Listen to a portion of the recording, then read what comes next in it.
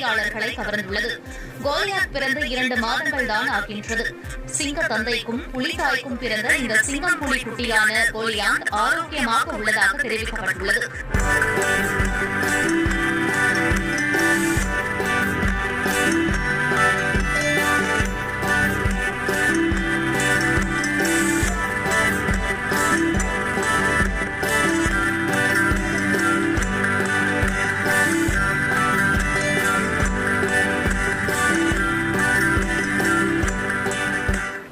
சிங்கங்களும் பொதுவாக காடுகளில் இனப்பெருக்கம் செய்யாது.